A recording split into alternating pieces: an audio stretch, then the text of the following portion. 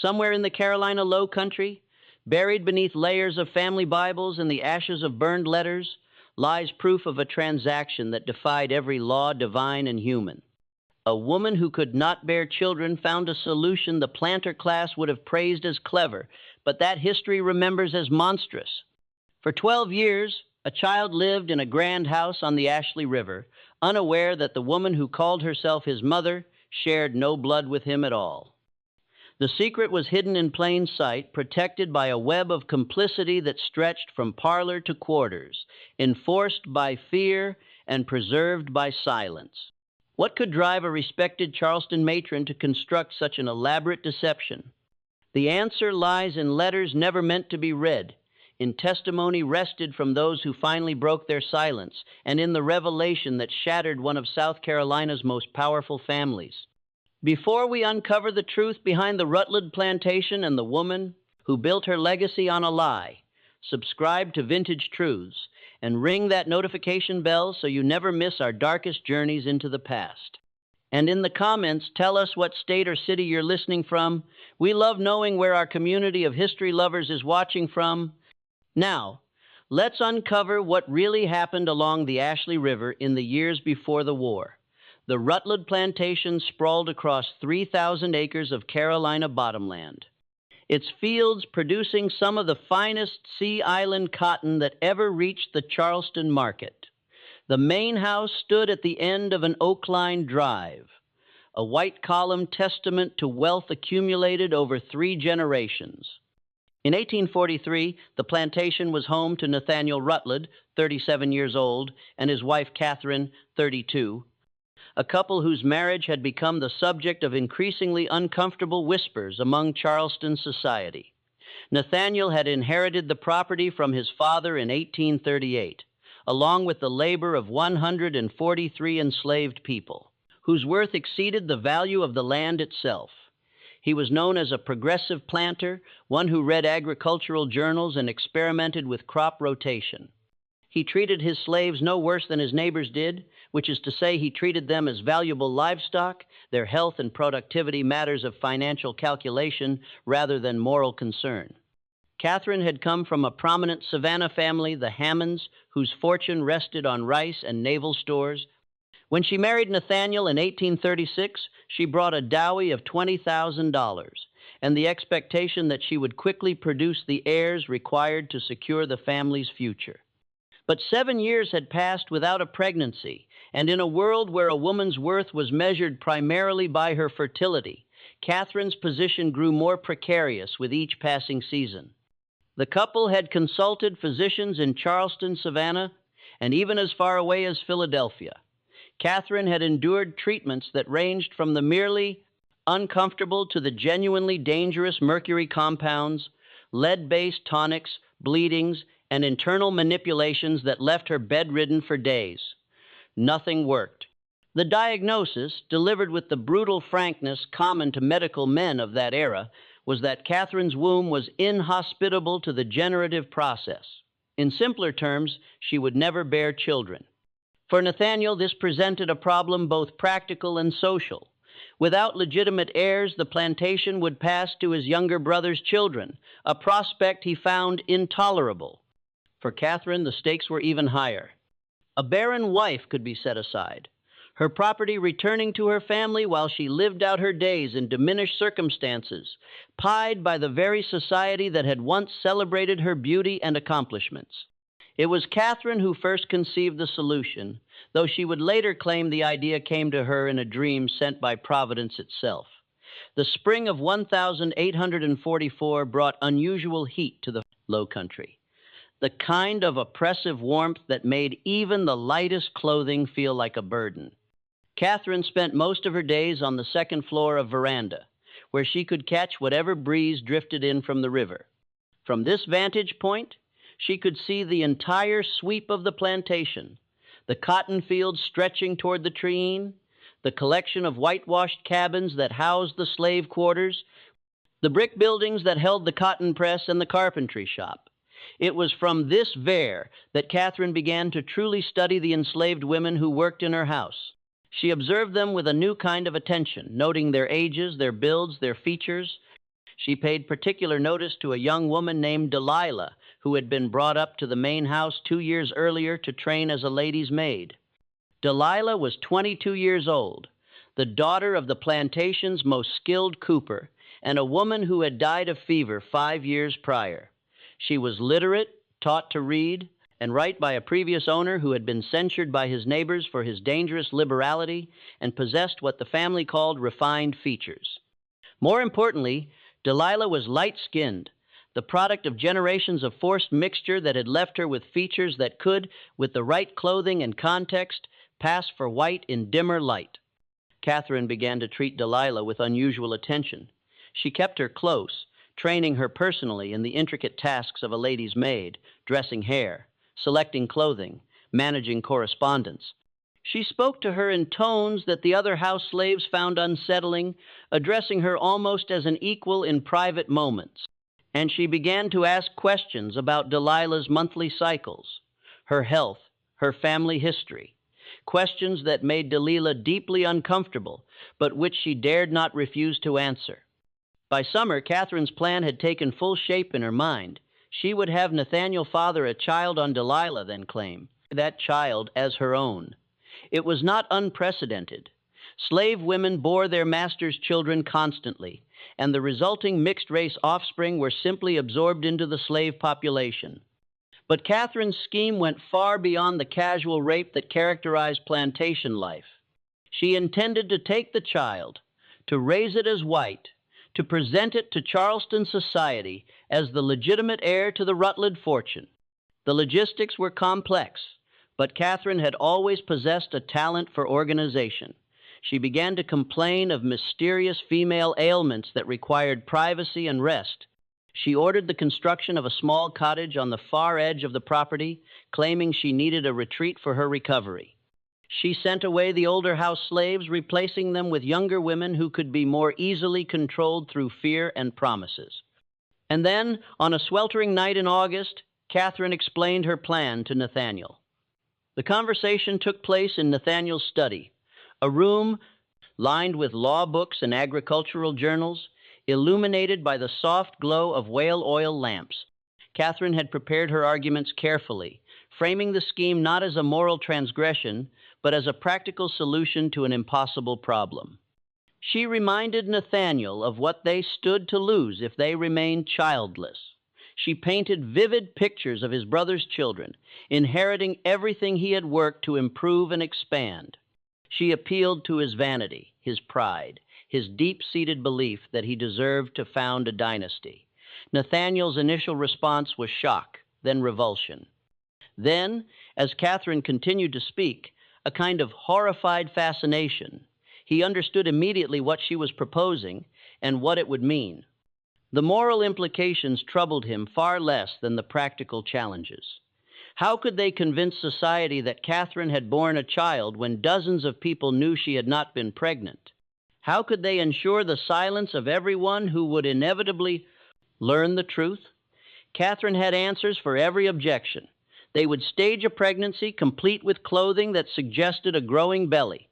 They would claim Catherine needed rest and seclusion during her delicate condition, limiting visitors to the plantation. They would have the birth take place in the cottage she had built, attended only by those they could control through threats or promises. They would return to Charleston society months later with a healthy infant, its features ambiguous enough that no one would question its parentage. As for ensuring silence, Catherine had given this considerable thought as well. The slaves who knew the truth would be bound by their very powerlessness. What slave could accuse their master's wife of such a scheme without facing immediate and terrible punishment? Any white person who learned the secret would be complicit in its maintenance, bound by the same social codes that protected all of the planter class's transgressions. And the child itself would never know, raised from infancy to believe Catherine was its mother and Nathaniel its father. The conversation lasted until dawn. By the time the sun rose over the Ashley River, Nathaniel had agreed to every detail of his wife's plan. The implementation began that very week. Catherine announced to the household that she was once again expecting that the Philadelphia physician's treatments had finally proven successful. She made a great show of her delicate condition. retiring early from dinners, canceling social engagements, spending long hours in her room with only Delilah in attendance. Delilah, meanwhile, had been moved into a small room adjacent to Catherine's suite, close enough to be constantly available but isolated from the other slaves. She was told that she would be carrying a child for the mistress, that this was a great honor, that her cooperation would result in special treatment for herself and her father. The alternative was never explicitly stated, but hung in the air like the threat of an approaching storm. What followed over the next several months was a grotesque pantomime of pregnancy. Catherine padded her clothing to simulate a growing belly. While Delilah's actual condition was hidden beneath loose-fitting dresses, the young enslaved woman was forbidden from leaving the main house and kept isolated from even her own father. She was fed a rich diet meant to ensure the health of the child she carried, while Catherine maintained her own elegant figure through careful corseting beneath the padding.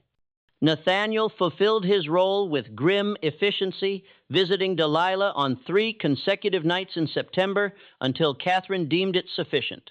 He never spoke to her beyond Tur's instructions, never acknowledged what he was doing beyond the physical act itself. To admit the reality would be to confront the full horror of the arrangement. And Nathaniel had spent his entire life perfecting the art of not seeing what was inconvenient to acknowledge. By December, Delilah's pregnancy was unmistakable to anyone who might have seen her, but Catherine had ensured that no one beyond a carefully controlled circle had that opportunity. The house slaves who brought meals to Delilah's room had been chosen for their youth and their fear. Girls barely in their teens who could be trusted to remain silent through terror of what might happen to them or their families if they spoke. Catherine made a single trip to Charleston that winter, appearing at her cousin's dinner with her padded belly prominent beneath an expensive silk dress. She endured the congratulations and advice of society matrons who had long pied her barrenness, playing her role with an actress's skill. She complained of the discomforts of pregnancy in tones that suggested she was secretly delighted by them, that these minor sufferings were the price of approaching motherhood. No one suspected that the child supposedly growing inside her was actually being carried by a slave woman locked in a room miles away. Spring arrived with its usual assault of heat and insects. Catherine retreated to the cottage she had built, taking Delilah with her and dismissing the regular house staff with vague explanations about needing complete rest during her final weeks. The cottage had been fitted with heavy curtains, its windows positioned to prevent anyone from seeing inside. It was attended by only 3 people: Catherine herself, an elderly enslaved woman named Patience, who served as midwife, and Delilah. The birth occurred on a Friday in late April during an afternoon thunderstorm that sent torrent of rain hammering against the cottage roof. Delilah labored for 14 hours, her screams muffled by thunder and the distance from the main house. Catherine remained present throughout, pacing the cottage's small parlor, occasionally going to the bedroom door to check on the progress. When the child finally emerged, a boy, healthy and loud, Catherine moved with decisive speed. The baby was cleaned and wrapped by Patience, then immediately taken from Delilah's arms before the young mother could even hold him properly. Delilah was given laudanum for the pain and instructed to rest, her body still heavy with milk that would never feed her child. Catherine took the infant directly to the main house, where she staged an elaborate scene of exhaustion and triumph. Nathaniel was summoned to meet his newborn son. Servants were called to witness the blessed event, and messages were dispatched to Charleston, announcing the arrival of William Nathaniel Routledge, heir to one of the Low Country's finest plantations. The baby was, by all accounts, perfect for Catherine's purposes. His skin was fair, his features delicate and undefined in the way of all newborns. When visitors came to offer their congratulations in the weeks that followed, they saw nothing to suggest the child was anything other than what Catherine claimed, the legitimate offspring of a respectable planter and his wife. Delilah remained in the cottage for 6 weeks, recovering from the birth in isolation. Her breasts became painfully engorged with milk meant for a child she would never nurse, then gradually dried up as her body adjusted to its loss. When she was finally returned to the main house, it was to a different role entirely, that of wet nurse to her own son.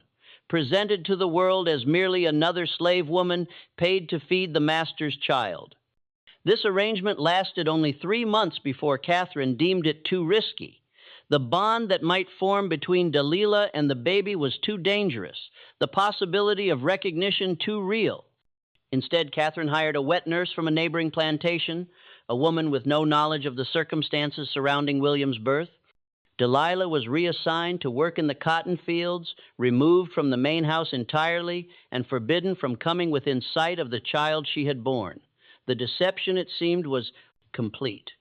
The years that followed William's birth settled into a pattern of careful maintenance and constant vigilance. Catherine proved herself a devoted mother by every measure that Charleston society valued. She was attentive without being indulgent, educational without being pedantic, proud without being boastful. She dressed William in the finest clothes available, hired tutors to instruct him in Latin and Greek, ensured he learned to ride, shoot, and carry himself with the confidence expected of a planter's son. But beneath the surface of this seemingly perfect maternal arrangement ran a current of anxiety that never entirely subsided. Catherine watched the boy obsessively for any sign that might reveal his true parentage. She studied his features as they developed, comparing them constantly to Nathaniel's and to her own family's characteristics, searching for resemblances she could point to if questions ever arose. William grew into a handsome child, his features refined and symmetrical. His skin remained fair, his hair a light brown that darkened slightly as he aged. To Catherine's relief, he showed no obvious signs of his mixed heritage, no particular curl to his hair, no breadth to his nose, no fullness to his lips that might prompt uncomfortable questions. He looked, in short, like what he was supposed to be, the son of two prominent white families, carrying forward a lineage of wealth and respectability. Nathaniel, for his part, seemed to have buried the truth of William's origins so deeply in his consciousness that he rarely acknowledged it even to himself. He treated the boy with genuine affection, teaching him about cotton cultivation and estate management, introducing him to Charleston's commercial elite, preparing him to eventually assume control of the plantation. If Nathaniel ever felt guilt about the circumstances of William's conception and birth, he showed no outward sign of it. The enslaved community on the Rutland Plantation, however, remembered everything. Though no one dared speak openly about what had happened, the knowledge circulated in whispers and meaningful glances. The older slaves understood that Delilah had borne a child who now lived in the main house as white. They watched as the young woman was worked brutally in the fields, her hands blistering and callousing from labor she had never been trained for. Her previous education and refinement now counted as nothing. Delilah herself endured her changed circumstances with a kind of numb resignation that worried even those who cared for her. She had been promised special treatment for her cooperation, but Catherine had reneged on every implicit promise once the baby was safely claimed.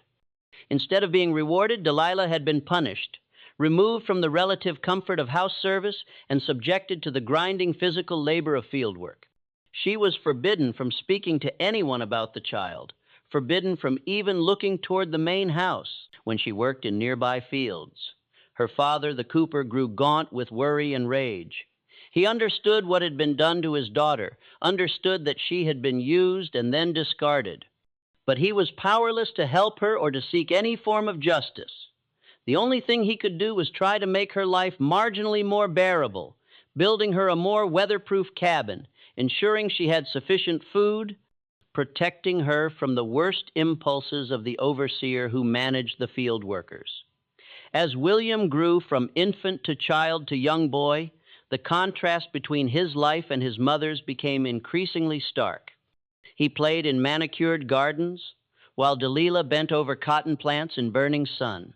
He learned to read from leather-bound books, while she labored under the threat of the whip for any perceived slowness. He was taught that the enslaved people around him were a different order of being, inferior in every way, their suffering a natural and unremarkable fact of existence.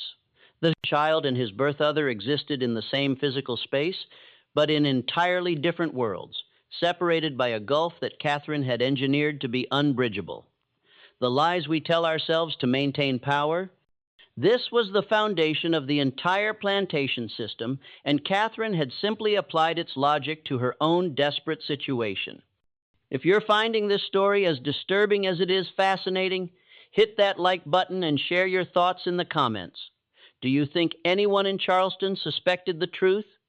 Let us know what you think, and let's continue with what happened as William approached his 12th birthday. By 1856, William Rutland had grown into a boy who showed every promise of becoming a respected gentleman. At 11 years old, he was tall for his age, quick-minded, and possessed of the easy confidence that comes from never having been denied anything of importance. He excelled in his studies, showed an aptitude for mathematics that pleased his father, and demonstrated the kind of casual command over the enslaved people around him that suggested he would manage the plantation effectively when the time came. It was in the summer of that year that the first crack appeared in Catherine's carefully constructed deception. William had developed a habit of wandering the plantation in the early mornings before the heat became oppressive and before his tutors arrived to begin the day's lessons.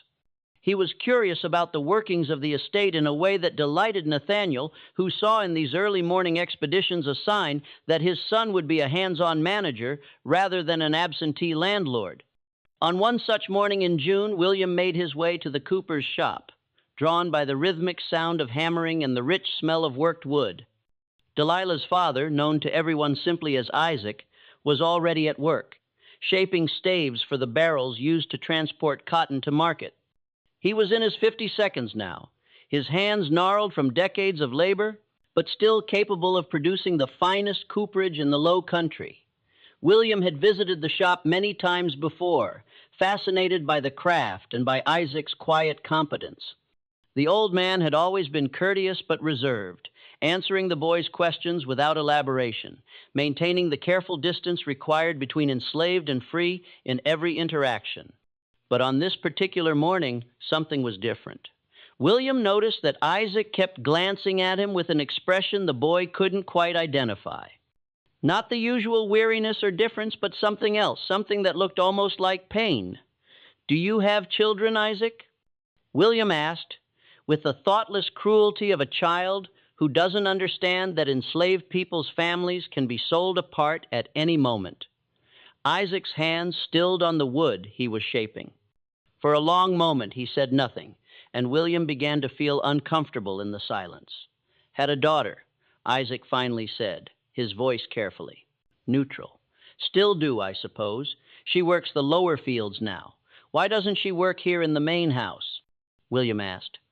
"My mother always says the house slaves are better off than the field hands." Isaac's jaw tightened almost imperceptibly. "Your mother has her reasons for everything she does, Master William." There was something in the way he said it, some subtle emphasis that the boy couldn't quite interpret, but that lodged in his mind like a splinter. William wanted to ask more, but Isaac had already returned to his work. The conversation clearly ended. That brief exchange might have faded from William's memory entirely had not another incident occurred just 2 weeks later. Catherine had taken to keeping a journal, a leather-bound volume in which she recorded household expenses, social engagements, and her private thoughts. She kept it locked in a small desk in her private sitting room, a space William had been taught to respect as off-limits. But on a humid afternoon, when Catherine was visiting neighbors and Nathaniel was in Charleston on business, William's curiosity overcame his training. The desk lock was flimsy, designed more for privacy than security. William had watched his mother open it countless times and understood the mechanism. Within moments, he had the drawer open and the journal in his hands. Most of what he found was mundane. Records of linens purchased, notes about which families to invite to dinner, complaints about the difficulty of finding good help. But as he paged through entries from years past, he came across a section that made him stop breathing. The entries were from 1844 and early 1845, written in Catherine's precise handwriting, but with a tone of anxiety that was absent from her more recent writings. She wrote about physicians and treatments, about desperation and failed hopes. She wrote about her fear of losing everything if she couldn't produce an heir. And then in an entry dated August 1844, she wrote something that William read 3 times before his brain could fully process the words. I have conceived a solution to our desperate situation. It is bold beyond anything I might have imagined myself capable of, and it requires Nathaniel's cooperation in an act that society would condemn. But what choice do we have? I have identified a suitable candidate among the house servants, young, healthy, light enough that the result should pass scrutiny. If Nathaniel agrees, we could have our heir within the year, and no one need ever know the circumstances of the child's origin. William's hands were shaking as he turned the page, but the next several entries had been torn out, leaving only ragged edges along the journal's binding. The entries resumed months later, in April 1845, with a single line. William Nathaniel Rutland was born today, the answer to all our prayers. The boy sat frozen, the journal open on his lap, his mind refusing to accept what the words clearly implied. His mother had written about finding a suitable candidate among the house servants and obtaining an heir within the year. She had written about a child whose circumstances of origin no one should know. He was 11 years old enough to understand the basic facts of where babies came from, old enough to know that a woman couldn't be barren 1 year and suddenly pregnant the next without something unusual having occurred. Old enough to understand on some level what his mother's careful words were really describing. William returned the journal to the desk, his hands numb and clumsy as he reset the lock. He walked out of the sitting room and through the house like a ghost, past servants who greeted him and received no response. He made his way outside and stood in the blazing afternoon sun, feeling cold despite the heat. The knowledge sat inside him like a stone, too large to ignore, but too frightening to examine directly. For several days, William moved through his regular routines in a kind of daze, responding to questions without really hearing them, completing his lessons without retaining anything he'd learned. Catherine noticed his distraction, but attributed it to the oppressive summer heat and the boredom that came with being confined to the plantation's routine. Nathaniel was less observant, preoccupied with news from Charleston about increasing tensions between North and South, about abolitionists and states' rights, and all the political turmoil that seemed to be building toward some kind of crisis. William found himself studying his parents with new eyes, searching for signs of the deception his mother's journal had revealed. He noticed how Catherine sometimes looked at him with an expression that wasn't quite maternal affection, something more complex, tinged with anxiety and calculation. He noticed how Nathaniel's pride in him seemed slightly performative, as if his father was trying to convince himself of something, and he found himself thinking about Isaac's daughter, the woman who worked in the lower fields and never came near the main house. He tried to remember if he had ever seen her, but the field workers were largely invisible to him. A mass of dark figures laboring in the distance, individuals only when they were called forward for some specific purpose. The question nared at him. Who was the suitable candidate his mother had written about, and what had happened to her after she had provided the heir Catherine so desperately needed? William knew he should leave the matter alone, knew that nothing good could come from digging deeper into whatever secret his mother's journal had hinted at. But he was 11 years old, and curiosity at that age is an almost physical force, impossible to resist, even when wisdom would counsel otherwise.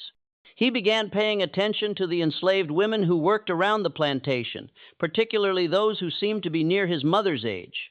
He started asking casual questions of the house servants who had worked in the main house 12 years ago, who had been moved to field work.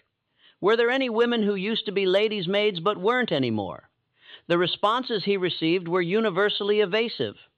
Slaves learned early and thoroughly that curiosity from white people, even white children, could be dangerous. They deflected his questions with non-answers, claimed not to remember, suggested he ask his mother if he wanted to know about household affairs from years past. But their very evasiveness told William he was on to something real. If there was nothing to hide, why would everyone seem so uncomfortable with his simple questions? His inquiries eventually reached Catherine's ears through the invisible network of information that connected the main house to the quarters. One of the house servants, a young woman named Chloe, mentioned to another slave that Master William had been asking strange questions about who used to work in the house. That slave told another, and within a day, Catherine had heard about her son's unexpected interest in the household's history. That evening, she summoned William to the parlor for what she called a conversation about appropriate behavior. Catherine sat in her favorite chair, her posture perfect, her expression composed but cool. William stood before her, feeling like a defendant awaiting judgment. "I've been told you've been questioning the servants about household matters from years past," Catherine said, her voice level, but with an edge beneath the surface. "May I ask what prompted this unusual interest?" William felt his face grow hot. He was a poor liar, had never needed to develop the skill, and his mother had always been able to read him easily. "I was just curious," he managed to say, "about how the plantation used to work before I was born." "Curiosity is an admirable trait," Catherine said, "when it's directed toward appropriate subjects. But the private affairs of this household are not appropriate topics for interrogating our servants. If you have questions about our family or our history, you should bring them to your father or to me. Do you understand?" "Yes, ma'am," William said, but his voice was weak. Catherine studied him for a long moment, and William had the uncomfortable sensation that she could see straight through to the guilty knowledge hiding behind his eyes. When she finally spoke again, her voice had softened slightly, but there was still beneath the gentleness. "You're growing up, William, and with that comes certain responsibilities. One of those responsibilities is maintaining the dignity and privacy of our family. There are things that are not discussed, not questioned, not examined too closely, not because they're shameful, but because they're private. A gentleman learns to respect those boundaries. Do you understand what I'm telling you?" William understood perfectly. His mother was telling him to stop asking questions, to stop searching for answers about the meaning of those journal entries. She was telling him that some truths were meant to remain hidden even or especially from those most affected by them. "I understand," he said, and this time he meant it. Catherine smiled, a warm expression that didn't quite reach her eyes.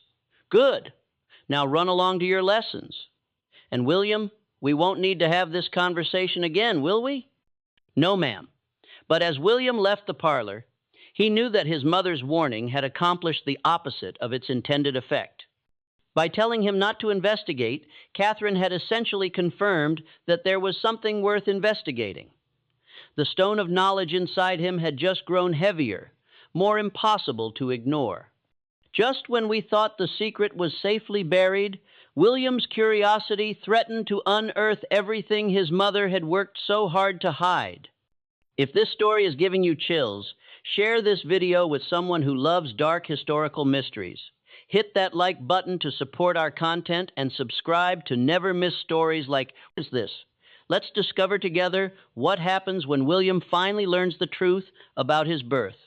The revelation came not through William's investigation, but through simple, terrible chance. It was late August, and a fever had spread through the slave quarters, the kind of summer sickness that came with the heat and the mosquitoes, leaving people weak and delirious. Most recovered within a few days, but some didn't. Isaac, Delilah's father, was one of the unlucky ones.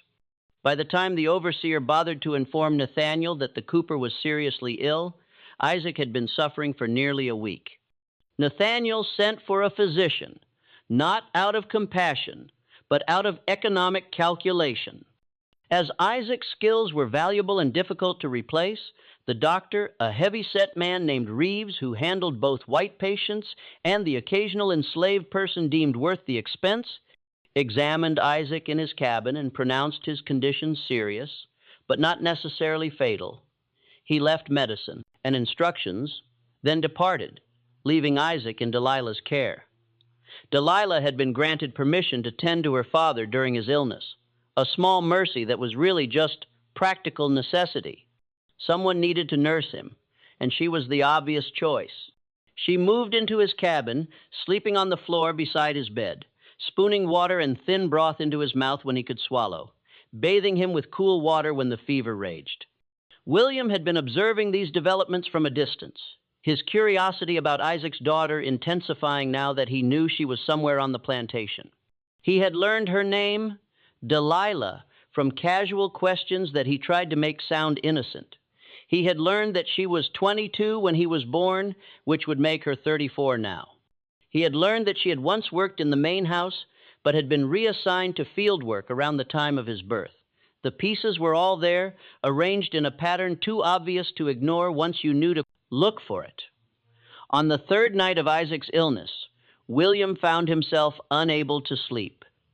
The heat was oppressive, making the sheets cling to his skin like damp cloth. He rose from his bed and dressed quietly, then slipped out of the house into the thick August darkness. He told himself he was just walking, just seeking relief from the stifling air of his room. But his feet carried him toward the slave quarters with a purpose he didn't want to acknowledge. The quarters were quiet at this hour, most of the enslaved people already asleep in preparation for another day of labor that would begin before dawn. A few cabins showed the flicker of candle light through cracks in the walls, but most were dark and still. Isaac's cabin was one of those showing light. William approached it slowly, his heart hammering so hard he could feel it in his throat. He could hear voices inside, a man's weak rasp and a woman's soft responses. He moved closer to the window, which was open to catch any breath of air, and pressed himself against the rough wood of the cabin's exterior wall. Isaac's voice reached him first, barely audible. "You gotta promise me something." "Promise? Anything, Papa?" came the woman's reply, and William recognized the distinctive timbre, slightly hoarse, as if from years of calling out across cotton fields. "That boy, the one at the big house, you gotta tell him the truth someday. Not now. Lord knows, not now. It would only bring trouble down on all of us. But someday, when the time's right, when he's old enough to understand and maybe do something with the knowledge, you promise me?" There was a pause, then the sound of movement as if someone had pulled away sharply. "Papa, I can't." "You know I can't. Mistress Catherine, would I know what she'd do?" Isaac interrupted, his voice gaining a terrible strength despite his illness. "I know all of it. I was there, wasn't I? I saw what they did to you. I saw how they locked you away like some animal.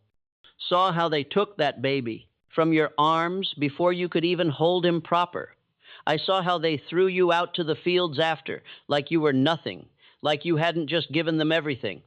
That boy deserves to know where he came from, and you deserve for him to know you're his mama, not that woman who stole him from you." William's legs began to shake. The world around him seemed to contract and expand simultaneously, his vision tunneling as his mind tried to reject what his ears were clearly hearing. "Promise me, Lily," Isaac continued, using what must have been a childhood nickname. "Promise me you'll find a way when the time comes. I'm dying. Don't shake your head at me, girl. We both know it's true, and I won't go to my grave knowing you'll carry this alone for the rest of your life. Promise me." The woman's voice broke on a sob. "I promise, Papa. I promise I'll tell him someday when it's safe. It'll never be safe," Isaac said. And there was a terrible wisdom in his words. "But maybe someday it'll be possible. That's all I'm asking for. Just possible." William stood frozen outside the cabin, every muscle locked, his breath coming in shallow gasps that he was desperately trying to quiet. The truth he had been circling around, the suspicion that had been growing since he'd read his mother's journal, was now confirmed beyond any possibility of doubt. The woman inside that cabin, Delilah, Isaac's daughter, the field hand he had never properly looked at in all his 11 years, was his mother, his real mother. The woman who had actually carried him, birthed him, held him for however brief a moment before Catherine tore him away and claimed him as her own. He thought about Catherine's padded belly, about the convenient retreat to the cottage, about all the careful arrangements that had kept him ignorant of his own origins. He thought about how many people must have known. All the slaves, certainly. Probably some of the white neighbors who had chosen to remain silent out of solidarity with Catherine's deception or simple unwillingness to acknowledge such a profound violation of the racial order. Inside the cabin, Isaac's breathing had grown labored, and Delilah was murmuring comfort to him, her voice thick with tears. William knew he should leave, should return to the main house, and pretend this night had never happened, should let Isaac die with his secret still nominally protected by silence. But he couldn't move. Some force stronger than self-preservation or social conditioning kept him rooted to that spot, listening to the sounds of grief and illness filtering through the cabin's thin walls. Finally, after what felt like hours, but was probably only minutes, William pushed himself away from the wall and moved toward the cabin door. His hand was shaking as he reached for the rough wooden handle. He had no plan, no idea what he would say or do once he crossed that threshold. He only knew that he had to see her, had to look at the woman who had given him life, and then been forced to watch him grow up as someone else's son. The door swung open with a creak that seemed impossibly loud in the night silence. Delilah's head snapped up from where she sat beside her father's bed, her face still wet with tears, her eyes widening in shock and then fear as she recognized who stood in the doorway. For a long moment, they simply stared at each other. The woman who had borne him and the child who had been stolen from her, separated by 12 years and a gulf of circumstance that seemed unbridgeable. William saw her properly for the first time in his life. She was thin, worn down by years of field labor, her hands calloused and scarred, her clothing the rough homespun that marked her status. But her face showed the refinement that came from having once been educated, from having once been groomed for house service. And in her features, he could see echoes of his own, the shape of her eyes, the line of her jaw, the way her forehead creased when she was distressed. "Is it true?" The words came out of him unbidden, cracking in the middle like his voice was breaking all over again. "Are you my mother?" Delilah's face went through a rapid series of expressions, shock giving way to fear, fear to something like resignation, resignation to a grief so profound it seemed to age her before his eyes. She glanced at her father, whose eyes had opened at the sound of William's voice, then back at the boy standing in her doorway. She could have denied it.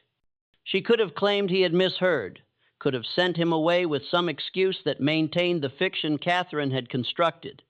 But looking at his face, seeing the knowledge already there in his eyes, she understood that denial would be both useless and cruel. "Yes," she whispered, her voice barely audible. "Yes, I am." The world tilted. William grabbed the doorframe to steady himself, his knuckles going white with the pressure. He felt like he was falling, even though his feet were firmly planted on the cabin's dirt floor. "Tell me," he said, and it was both a command and a plea. "Tell me everything. I want to know how. I need to understand." Delilah looked at Isaac again, seeking guidance, permission, something to help her navigate this moment she had both dreaded and yearned for since the day William was taken from her arms. Isaac gave a barely perceptible nod, his breathing shallow but steady. "Come inside and close the door," Delilah said quietly. "This isn't a story for the open air." William stepped into the cabin and pulled the door shut behind him. The space was tiny, barely large enough for Isaac's bed, a small table, and a couple of rough chairs. It smelled of sickness and sweat, and the herbs Delilah had been using to try to break her father's fever. A single candle provided the only light, casting long shadows that made everything seem unreal, dreamlike. Delilah gestured to one of the chairs, and William sat, his legs finally giving out completely. She remained standing, her arms wrapped around herself as if trying to hold her body together through sheer force of will. And then she began to speak. She told him about Catherine's desperation, about the years of failed treatments and growing panic. She told him about being summoned to Catherine's sitting room one evening and told that she had been chosen for a great honor, that she would help secure the Rutland family's future. She told him how she hadn't understood at first what Catherine was proposing, and how the understanding when it came had been like a physical blow. "I was 22 years old. Delilah said, her voice taking on a flat recitative quality, as if she was describing events that had happened to someone else. "I'd been educated to read and write by my previous owner, a man your grandparents bought me from when I was 15. I thought that education made me valuable. Thought it meant I'd always work in the house, have an easier life than the field hands. I didn't understand that it just made me useful in a different way. She told him about the 3 nights Nathaniel had come to her room, how he had never spoken beyond Ter's instructions, how he had treated the act of creating William like a distasteful chore that needed to be completed as efficiently as possible. He never looked at my face, Delilah said, and there was no emotion in her voice now, just a terrible blankness. Not once. I don't think he wanted to see me as human. It would have made what he was doing harder, I suppose. William felt sick, bile rising in his throat as he understood the full mechanics of his own conception. This wasn't some distant historical fact he was learning about. This was his origin, the violence and violation that had brought him into existence. Delilah continued, describing the months of being kept isolated, hidden away. While Catherine paraded around Charleston with her padded belly, she described the loneliness of that time, the fear, the growing connection she felt with the child developing inside her, even as she knew it would be taken away. I used to talk to you, she said. And now there was emotion in her voice, a raw tenderness that made William's chest ache. When I was alone in that room, I'd put my hands on my belly and tell you stories. I'd sing you songs my own mama sang to me before she died. I'd make promises about all the things I'd teach you, all the love I'd give you. I knew they were lies, knew you'd never really be mine, but I couldn't help myself. You were real to me in a way you could never be to Mistress Catherine, no matter how much she wanted you. She described the birth, the hours of labor in the isolated cottage with only old patients for help and Catherine pacing in the next room like an expectant father. She described the moment William finally emerged, the overwhelming relief that he was healthy, the desperate need she felt to hold him, to look at his face, to count his fingers and toes and memorize every detail. They let me hold you for maybe 2 minutes, Delilah said, tears streaming down her face now. Mistress Catherine took you from my arms before I could even finish looking at you. You were crying, you wanted to nurse, you were hungry, and she just took you and left. I could hear you crying as she carried you away, and then I couldn't hear you anymore, and I thought I would die from the pain of it. I wanted to die. I prayed to die, but she hadn't died. She had been kept in the cottage for 6 weeks, recovering from the birth, while her breasts swelled painfully with milk meant for a baby she wasn't allowed to feed. Then she had been brought back to the main house, assigned briefly as William's wet nurse in a piece of cruelty so perfect it seemed almost designed to maximize her suffering. I fed you for 3 months, Delilah said softly. I held you in my arms and gave you my milk and looked at your face and couldn't say a word about what you were to me. I used to sing to you while you nursed, the same songs. I'd sung when you were still inside me. I don't know if you remember. I hope you don't. It would hurt too much if you did. Then came the abrupt reassignment to field work, the brutal transition from house slave to the hardest labor the plantation had to offer. Delilah had been 23 years old, educated, skilled in the refined tasks of a lady's maid. And suddenly she was expected to pick cotton from dawn to dusk, her hands blistering and bleeding as she learned work she had never been trained for. Why? William asked, the first word he'd spoken since she began her story. Why did they treat you like that? If they needed you too? If you'd given them what they wanted? Because I was dangerous? Delilah said simply. Every time I looked at you, every time I was near you, there was a chance someone would see something in my face, some tenderness or claim that would give away the truth. Mistress Catherine couldn't risk that.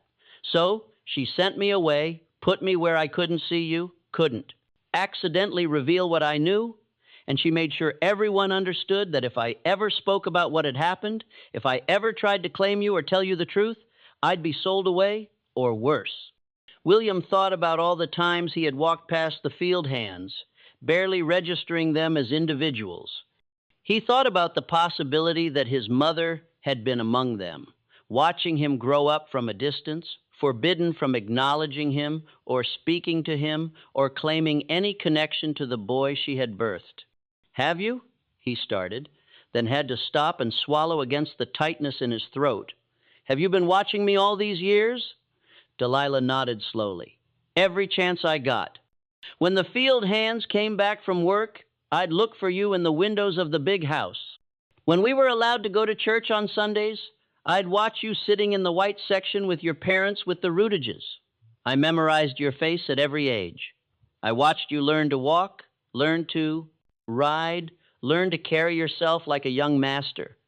I watched you become someone I could never reach, could never claim, could never call son, and it killed me a little bit more every single day. The rawness of her pain was almost unbearable. William found himself crying without having realized he'd started, tears streaming down his face as he confronted the full horror of what had been done. Not just to him, but to this woman who had given him life and then been forced to live as a ghost in his world. "I'm sorry," he said. The words inadequate, but the only ones he had. "I'm so sorry. I didn't know. I don't know what I should have done, but I'm sorry." Delilah crossed the small space between them and knelt in front of his chair, taking his hands in hers. Her hands were rough, scarred from years of cotton and sun, but her grip was gentle. "You were a child," she said firmly. "You are a child. None of this is your fault. You didn't choose how you came into this world. You didn't choose to be raised as white. You didn't choose any of it. But what am I?" William asked desperately. "What am I supposed to be, if you're my mother? If I'm—" He couldn't finish the sentence. Couldn't say the word that would name what he was according to the laws and customs of South Carolina. "You're my son," Delilah said, squeezing his hands. "That's all that matters to me. You're my son, and I have loved you every day of your life. Even when I couldn't say it, even when I couldn't show it, even when you didn't know I existed, I have loved you with everything I am." Behind them, Isaac made a sound. Half cough, half sob. "That's right, boy," the old man rasped. "You're my grandson. Got my mother's eyes if you want to know the truth. She was Gula from down on the islands. You got her way of looking at things like you're seeing more than what's right in front of you." William turned to look at Isaac, seeing him with new eyes. This man was his grandfather. This dying Koopa was his family more truly than Catherine or Nathaniel ever had been. "Does everyone know?" William asked, turning back to Delilah. "All the slaves? Do they all know who I really am?" "Yes," Delilah said quietly. "They've always known. Secrets like this don't stay secret among us. We see everything, hear everything. We have to survive. But no one would ever speak of it to white folks. It would be signing their death warrant." William felt the weight of that knowledge settle on him. Dozens, maybe hundreds of people walking around with the truth of his origins, forced into conspiracy by their powerlessness. Every slave who had bowed to him, every yes, Master William, and no, Master William, had been delivered by someone who knew he was actually one of them, stolen and raised as something he wasn't. "What do I do now?" he asked. And the question hung in the air like smoke. "How am I supposed to? I can't pretend. I don't know this. I can't go back to how things were, but I don't know what else to do." Delilah's face showed the complexity of emotions wearing inside her. She wanted to tell him to claim his true identity, to reject the lie of his whiteness, to acknowledge her as his mother. But she also understood the impossibility of that, the danger it would put him in, the way it would destroy not just his life, but potentially hers as well if he made the wrong move. "I don't know," she finally admitted. "I've thought about this moment for 12 years. Imagined 1,000 different ways it might happen, but I never knew what I'd tell you when it did. The world you live in and the world I live in, they're not meant to overlap. You crossing that line wouldn't make you free in my world. It would just make you enslaved like me. And I can't wish that on you, no matter how much I want to claim you. But you are claiming me," William said. "Right now, you're telling me the truth. That means something." "It means I'm a selfish woman who couldn't keep silent when given the chance to speak," Delilah said. But there was a small, sad smile on her face. "It means I'm weak enough to want you to know where you came from, even if that knowledge only brings you pain." They sat in silence for a moment, the weight of everything that had been said pressing down on them. Outside, a rooster crowed prematurely, confused by the approaching dawn. Soon it would be morning, and William would have to return to the main house, and the moment of connection between mother and son would end. "Can I?" William started, then stopped, unsure how to ask what he wanted to ask. "Can I come back to see you again, to talk to you?" Delilah's expression showed the war between desire and caution. "It's dangerous," she said. "If Mistress Catherine finds out, if she suspects we've spoken, I don't care," William said, and he was surprised to find he meant it. "I don't care about the danger. You're my mother. I want to know you." "Then come," Delilah said softly. "Come when you can, when it's safe. But be careful.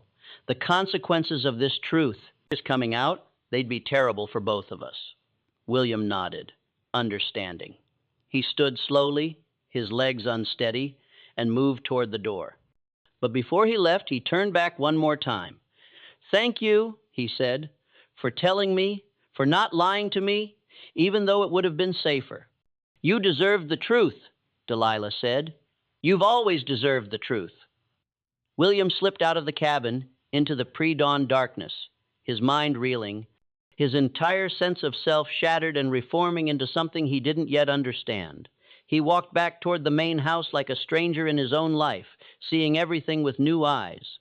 The slave quarters that housed people who shared his blood, the cotton fields his mother worked in brutal heat, the grand columns of the house built on wealth extracted from the labor of people who were his people. Whether white society would acknowledge it or not, by the time he reached his room and crawled back into bed, the sun was beginning to rise. He lay there, staring at the ceiling, knowing that sleep was impossible, knowing that everything had changed in ways he was only beginning to comprehend. The boy who had walked out of the house last night was gone. The person who had returned was someone different, entirely. Someone who knew the truth about where he came from and could never unknow it. Someone who would have to decide every day what to do with that knowledge. The days immediately following that night in Isaac's cabin were the hardest of William's young life. He moved through his regular routines like an actor playing a role, saying his lines and hitting his marks while his mind churned with the implications of what he had learned. Isaac died 3 days after William's visit, his weakened body finally succumbing to the fever. Delilah was given a few hours to prepare his body for burial, then was sent immediately back to the fields, her brief reprieve from labor over now that her father no longer needed her care. William watched the funeral from a distance, a simple affair in the slave cemetery conducted by one of the older enslaved men who served as preacher for the community. He wanted to attend, wanted to stand beside Delilah and acknowledge Isaac as his grandfather, but he understood that such an action would raise questions he couldn't answer without destroying everything. So he stayed away and mourned privately, grieving not just for Isaac, but for all the relationships he had been denied, all the connection that had been stolen from him by Catherine's scheme. Catherine, meanwhile, was watching William with increasing concern. She had noticed the change in him, the way he seemed distracted and troubled, the way he looked at her sometimes with an expression she couldn't quite interpret. She cornered him one afternoon in the library, closing the door behind her to ensure privacy. "William, I need you to be honest with me," she said, her voice carefully controlled. "Something has changed. Something is troubling you, and I need to know what it is." William looked at her. This woman who had raised him, taught him his letters, comforted him through childhood illnesses, claimed him as her own, and felt a complex mixture of emotions that he couldn't begin to articulate. Love, yes, because she had been his mother in every practical sense for 11 years, but also betrayal, anger, a profound sense of violation at the lie she had built his entire existence around. "I've been thinking about Isaac," he said, which was true, even if it wasn't the whole truth. About how he died, about how Delilah lost her father. Catherine's face showed carefully controlled relief. "That's very sensitive of you," she said.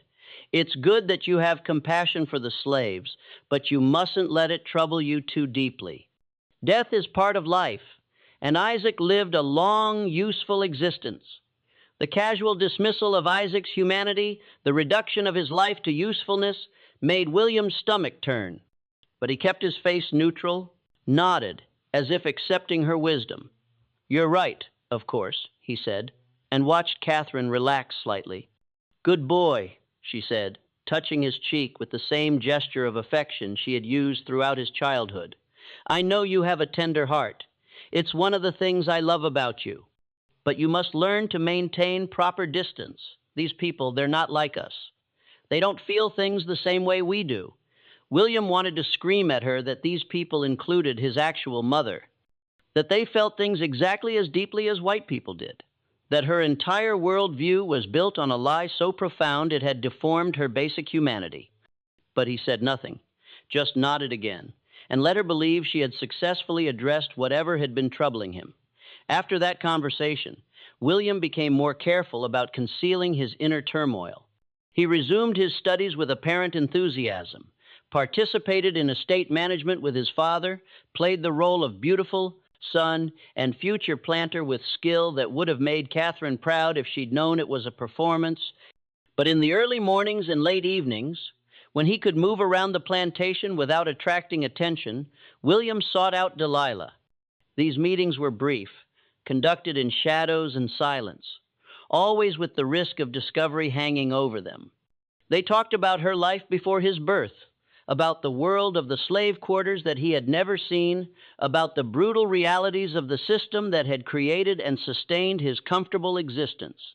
Delilah taught him things no white child was meant to know. She taught him about the networks of resistance that ran through the enslaved community, the stolen moments of joy and connection that made survival possible, the dreams of freedom that people whispered about in the night. She taught him that the people he had been raised to see as property were in fact fully human, as intelligent, as emotional, as worthy of dignity as anyone in Charleston society. And she taught him about himself, about the blood that ran in his veins, about the heritage he carried that Catherine had tried so hard to erase. "Your great-grandmother was brought from Africa," Delilah told him one night, her voice soft with memory. "My grandmother, she spoke a language none of us ever learned, used to sing songs and words we couldn't understand. My father said she never forgot her homeland, used to tell stories about the village she was stolen from. That's your blood too, William. Not just the white planter families Mistress Catherine likes to boast about. You carry Africa in you, whether the world acknowledges it or not." These revelations were both painful and liberating. William began to understand that identity wasn't just about what others told you you were. It was about what you knew yourself to be, what you chose to acknowledge, what you refused to deny, even when denial would be easier. But knowing the truth and being able to act on it were two very different things. William was still legally white, still the recognized heir to the Rutland Plantation, still expected to take his place among Charleston's elite, and Delilah was still enslaved, still subject to being sold or punished or killed at the whim of the very people William called parents. As months passed and William's 12th birthday approached, he began to grapple with an impossible question. What was he supposed to do with the knowledge of his true origins? He considered briefly the idea of exposing the truth publicly, of standing up in church or at some social gathering and announcing that he was the son of an enslaved woman, that his entire identity was a fraud constructed by his mother's desperation and his father's complicity. But he understood that such a revelation would accomplish nothing except his own destruction. He would be declared enslaved by law. His property would revert to Nathaniel, and he would be either sold away or kept on to the plantation as a slave himself. Delilah would likely be sold as well, separated from him and punished for having revealed the secret. And Catherine and Nathaniel would simply construct a new story, claim he had gone mad, find some way to protect themselves and their position. The truth, William realized with bitter clarity, had no power in a world built on lies. He considered running away, escaping to the north where slavery was illegal, where he might be able to live openly as a person of mixed race without facing immediate enslavement. But he was 12 years old with no money of his own, no knowledge of how to survive outside the protected world of the plantation, and running would mean abandoning Delilah, leaving her to face whatever consequences Catherine might impose for his disappearance. So William did what countless other people in impossible situations had done before him. He adapted. He learned to live with cognitive dissonance, to hold multiple truths in his mind simultaneously without letting them paralyze him. He was William Rutledge, son of Nathaniel and Catherine, heir to a cotton plantation, member of Charleston society. That was the truth the world saw and the identity that protected him from enslavement. But he was also William, son of Delilah, grandson of Isaac, carrier of African and European blood, a living contradiction of every principle the slave society was built upon. That was the truth he held privately, the identity he acknowledged in stolen moments with his birth other. Both truths were real. Both identities were his, and the tension between them would shape every decision he made for the rest of his life. As William grew into adolescence and then adulthood, he maintained his relationship with Delilah in secret, meeting with her when he could, learning from her, holding on to the connection that gave his life meaning beyond the empty rituals of planter society. When he went away to college in Charleston, he wrote her letters that had to be smuggled to her through trusted intermediaries. When he returned to manage the plantation after his education, he used his authority to make her life marginally better, assigning her to easier tasks as she aged, ensuring she had adequate food and shelter, protecting her from the worst excesses of the overseers. But he never publicly acknowledged her as his mother. He never challenged the system that enslaved her. When the time came, he married a white woman from a respectable family, had children who were raised as white, perpetuated the same lies and silences that had defined his own upbringing. He told himself he was being practical, that open rebellion would accomplish nothing except his own destruction and hers. He told himself he was doing what he could within the constraints of an unjust system. He told himself that preserving his position gave him the power to at least ameliorate some suffering, even if he couldn't end it. But in his private moments, in the dark, hours before dawn, when sleep eluded him, William knew he was simply choosing comfort over truth, choosing security over justice, choosing to benefit from a system he knew to be evil rather than sacrificing himself in futile opposition to it. Delilah never blamed him for these choices. She had lived too long in the reality of slavery to expect any different. She had learned early that survival meant accepting what couldn't be changed and finding joy in whatever small mercies were possible. The fact that her son knew who she was, that he visited her when he could, that he called her mother in private, even if he could never acknowledge her publicly. These things gave her a measure of peace that many enslaved mothers never received. She died in 1871 at the age of 49, her body worn out from decades of labor and the accumulated trauma of a life lived in bondage. William, by then 38 years old, attended her funeral, not as her son, not with any public display of grief, but standing at a procers. Distance, one white man among several who had come to mark the passing of a longtime plantation worker. But after the service, when the other white observers had left, William stayed. He stood beside the fresh grave as the sun set over the Carolina low country, and he let himself cry for the first time since he was 11 years old. He cried for Delilah, for Isaac, for the relationship he had been allowed to have with them only in fragments and shadows. He cried for the children he had fathered, who would never know their grandmother, who would grow up as white as he had, ignorant of half their heritage.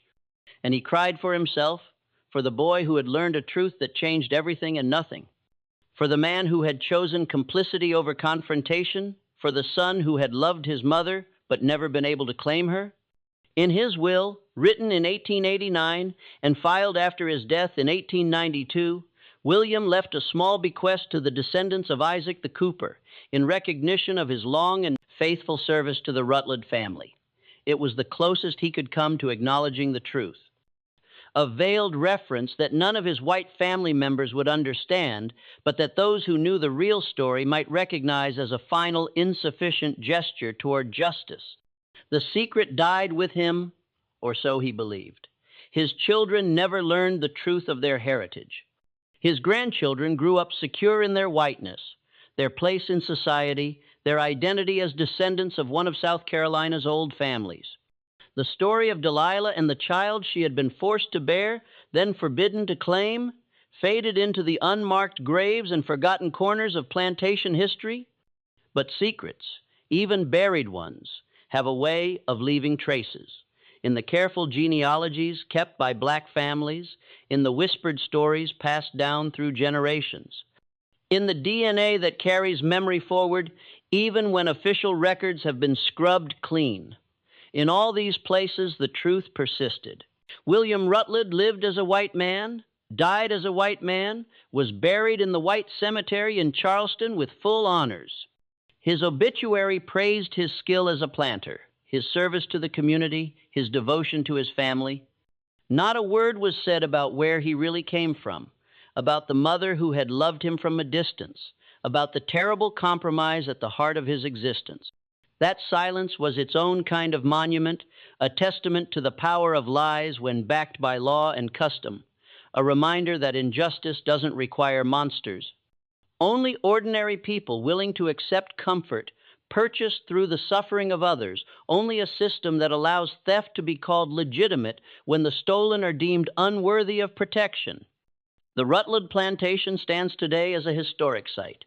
Its main house carefully preserved, its gardens maintained, its story told to tourists who come to marvel at antebellum elegance.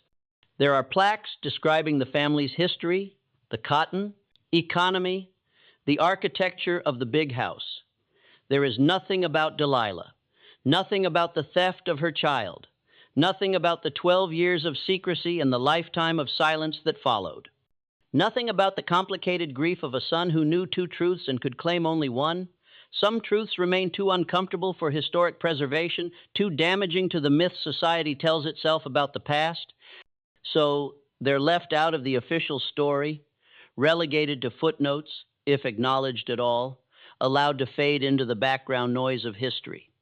But they don't stop being true just because they've been forgotten. They don't stop mattering just because they've been erased from the record. The horror of what happened to Delilah, the tragedy of William's stolen identity, the compromise that poisoned his entire existence, these things remain real, remain important, remain a reminder of what human beings will do to each other when systems of power make cruelty convenient and profit from injustice. William Rutledge was born into a lie, lived his life within it, and died never truly free of it. In that sense, his story mirrors the story of America itself, a nation built on theft and sustained by silence, a country where truth was too often sacrificed for comfort, where justice was delayed in the name of peace, and where the promise of freedom was always conditional on someone else's bondage. The child taken from his mother's arms became a man who could never feel whole, haunted by the wound of a stolen identity he could neither name nor heal. That wound did not die with him. It multiplied across families, across generations, across centuries, until it became part of the very fabric of the nation's conscience. This is the inheritance of a system that taught some people they were everything, and others that they were nothing, and made everyone complicit in maintaining the lie. It reminds us that the most enduring horrors are not the ones committed in rage, but the ones preserved through silence, passed down like heirlooms through generations. So what do you think of William's choices? Could he have done anything differently? Anything that might have broken the cycle instead of continuing it? And how do you think the enslaved community saw him? As a man trapped by impossible circumstances, or as someone who chose comfort over truth? Share your thoughts in the comments below. If you want more stories like this, historical mysteries that expose the darkest corners of America's past, subscribe to Vintage Truths, hit that notification bell, and share this video with someone who isn't afraid to face uncomfortable history.